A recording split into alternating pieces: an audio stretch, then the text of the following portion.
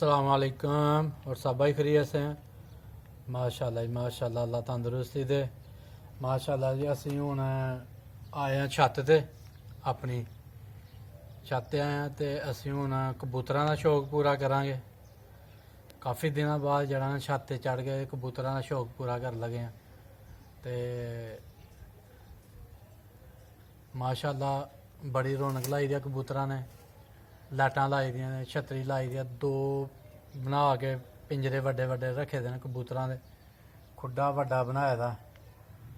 ते लो जी हूँ असी इन्हूं थोड़ी देर बाहर कड्ढने ते फिर शौक पूरा करने।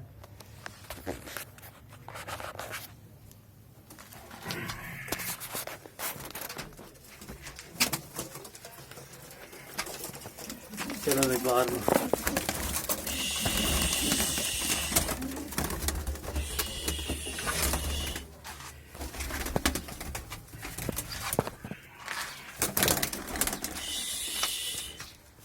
चलो जी, आंडे भी दिते दे ने, काफ़ी जोड़े दिते दे आंडे। बकाया दूसरे कमरे च ने।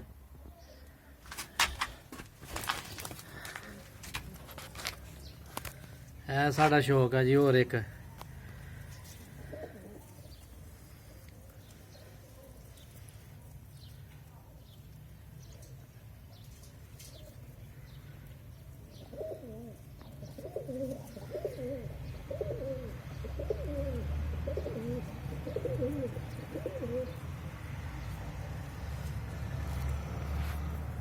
लो जी अज दा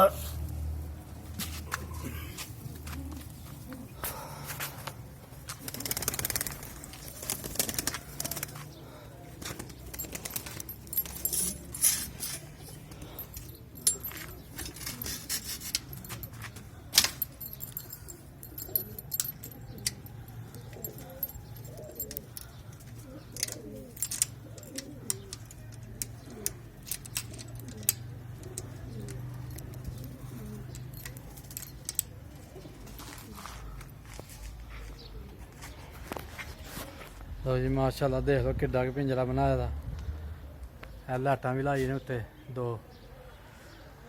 एक लाइट वो वड्डी लाई दी है, उत्ते भी कबूतर छतड़ी लाई दी है। काफ़ी सारी मेहनत करके जानवर रखे दे जी, कबूतरां दा शौक पूरा कीते दा।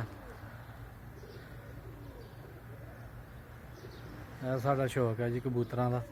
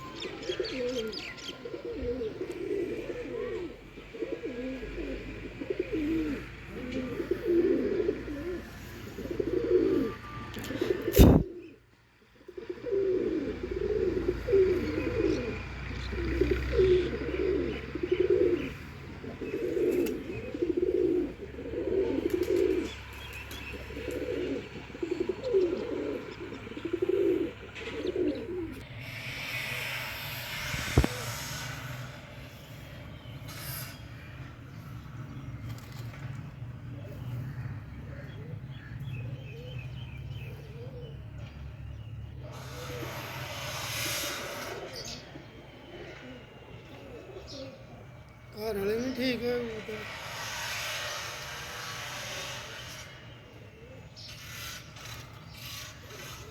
ਹੁਣ ਠੀਕ ਹੋਣਾ। ਕੋਈ ਨਹੀਂ ਠੀਕ ਹੈ।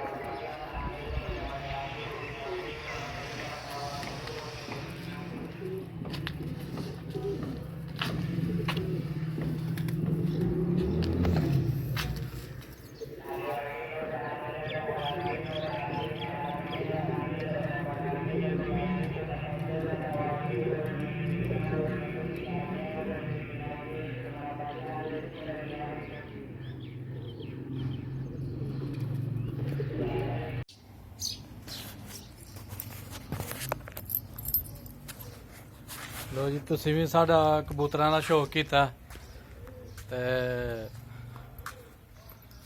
ਮਾਸ਼ਾਅੱਲਾ ਜੀ, ਅਸੀਂ ਆਪਣੀ ਜਿਹੜਾ ਨਾ ਛੋਟੀਆਂ ਛੋਟੀਆਂ ਵੀਡੀਓ ਬਣਾਈਦਾ ਕਬੂਤਰਾਂ ਦੀਆਂ। ਜੋ ਵੀ ਸਾਡੇ ਕੋਲ ਸ਼ੈ ਹੈ, ਆਪਣੀ ਜੋ ਵੀ ਸ਼ੈ ਹੈ, ਸਾਨੂੰ ਲਾਈਕ ਕਰੋ, ਸ਼ੇਅਰ ਕਰੋ, ਸਬਸਕ੍ਰਾਈਬ ਕਰੋ ਤੇ ਸ਼ੁਕਰੀਆ ਸਰ। ਅੱਲਾ ਹਾਫਿਜ਼।